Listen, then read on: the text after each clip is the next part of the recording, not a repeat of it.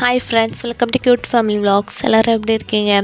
இன்னைக்கு நம்ம சேனல்ல விநாயகர் சதுர்த்தி ஸ்பெஷலான ஒரு ஸ்வீட் ரெசிபி தாங்க பார்க்க போறீங்க. இது வந்து ஒரு வகையான ஒரு லட்டு ரெசிபின்னு கூட சொல்லலாம். அப்படி ஒரு ஸ்வீட் ரெசிபி தாங்க பார்க்க போறீங்க. வாங்க எப்படி சேனல் பார்க்கலாம். அதுக்கு முன்னாடி நம்ம சேனலை ஃபர்ஸ்ட் டைம் பார்க்குறீங்கன்னா சப்ஸ்கிரைப் பண்ணிக்கோங்க. பக்கத்துல இருக்க பெல் ஐக்கனை கிளிக் பண்ணிக்கோங்க. அப்பதான் நான் போடுற வீடியோஸ் உங்களுக்கு நோட்டிஃபிகேஷன் வந்து சேரும். வாங்க வீடியோக்குள்ள போலாம். அதுக்கு ஃபஸ்ட்டு தேவையான பொருட்கள் பார்த்தலாம். 1 கப்பு பச்சரிசி, 1/2 கப்பு சிறுபருப்பு, 2 கப் அளவு சர்க்கரை, 1 கப் அளவு தேங்காய். அதுக்கு ஃபஸ்ட்டு ஒரு மிக்ஸிங் பவுல் எடுத்துக்கோங்க. அதில் வந்து பச்சை அரிசியை இப்போ நம்ம கழுவ போகிறோம். தண்ணி ஊற்றி நல்லா கழுவி எடுத்துக்கோங்க. கழுவி எடுத்ததுக்கப்புறமா இப்போ இது வந்து ஈரப்பதம் போனோம். அதனால் வெள்ளை டவலோ இல்லை வெள்ளை துணியிலையோ நம்ம ஒரு 10 நிமிஷத்துக்கு இது ஈரப்பதம் போகிறது வரைக்கும் வச்சிடலாம். அதுக்கப்புறம் ஒரு பேனில் மாற்றிக்கோங்க. மாற்றிட்டு இதை வந்து இப்போ நம்ம வறுத்தெடுக்க போகிறோம். இது கொஞ்சமாக வறுபட்டதும் இப்போ நம்ம இதில் வந்து பருப்பு சேர்த்துடலாம்.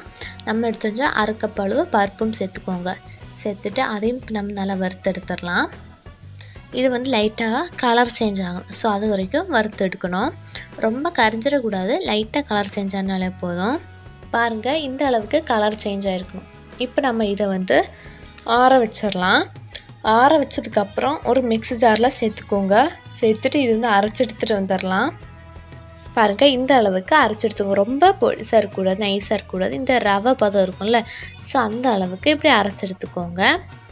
இப்போ இன்னொரு பேன் எடுத்துக்கோங்க. அதில் வந்து 2 கப் அளவு சர்க்கரை சேர்த்துக்கோங்க. அது கூட 3/4 கப் அளவு தண்ணி சேர்த்துட்டு நல்லா கரைச்சி எடுத்துகிட்டு வந்துடுங்க. அவ்வளோதான், கம்மி பதெல்லாம் தேவை கிடையாது.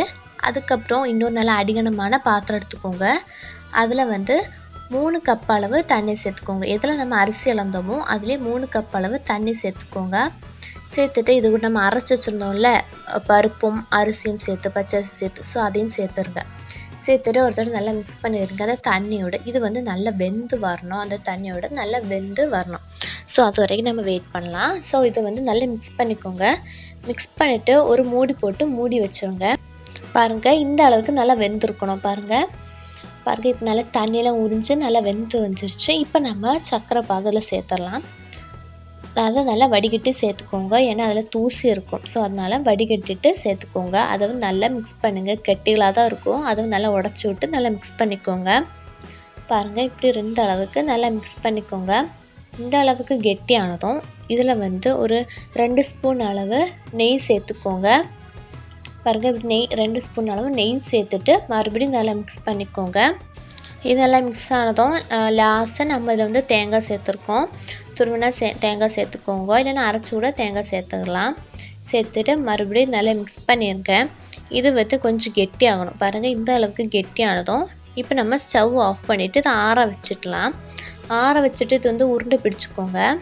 அதுக்கப்புறம் ஒரு இட்லி ஸ்டாண்டில் கீழே வந்து தண்ணி ஊற்றி ஸ்டாண்ட் வச்சுட்டு ஒரு பிளேட்டில் இது உருண்டை பிடிச்சதை வச்சு இதை வச்சு நம்ம வேக வச்சு எடுக்க போகிறோம்.